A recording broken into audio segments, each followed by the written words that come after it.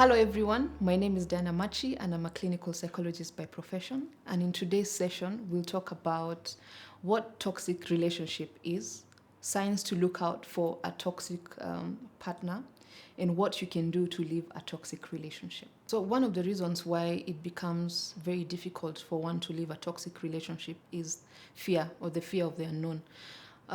Because of the indecisiveness created in the relationship, which can also increase to one feeling not sure about themselves or leading to low self-esteem.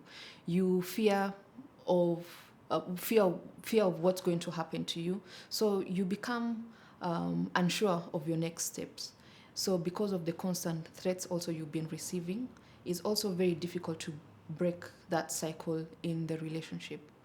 Another reason is, most of the time, unfortunately, when we have kids, is we tend to stay in the relationship because of the children, or perceived damage that a relationship can cause to our children. So we stay in a toxic relationship and we tell ourselves we are here because of the kids. But remember, we talk about perception. This is perceived fear or perceived things that is going to happen to our children. So we stay in that relationship.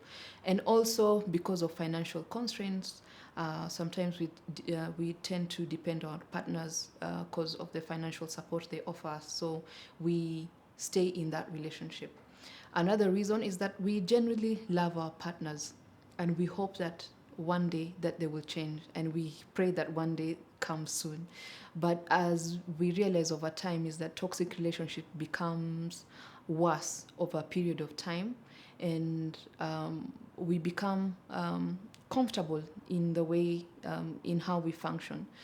Remember, we talked about fear, and now coupled with the kids for some of us, and also that financial support, we tend to become very comfortable, and so we stay in that toxic relationship. There are a couple of things that you can do in terms of leaving a toxic relationship. You need to create a safety net for yourself, and you need to create a plan. Your safety net is basically a plan that you're going to come up with.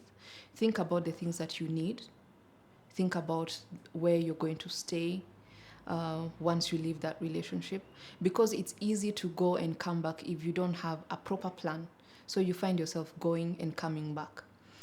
So, but it's also important that you become patient and think about the relationship, or think about yourself in the long run. So create a plan that is going to be solid in the long run, so that you avoid going and coming back to the relationship many times. And think about also your independence.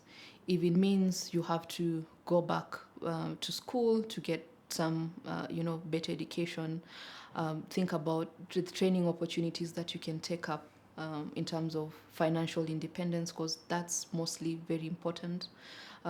Think about actively looking for a job and how you can secure that employment opportunity for you to become financially independent. And number 3, what you can do is to have someone, a trusted friend, a trusted family member that you can share your plan with, and how they can support you. And one other thing that you can do is to seek therapy for emotional support. Why therapy is very important is because it offers us that opportunity for having an accountability partner to walk with us through the journey in terms of reaching our goals. Thank you so much for today's session and for paying attention and listening to me. You can book my services on poneahealth.com, where we'll get to engage further at a deeper level on the different issues that you may be experiencing. Thank you.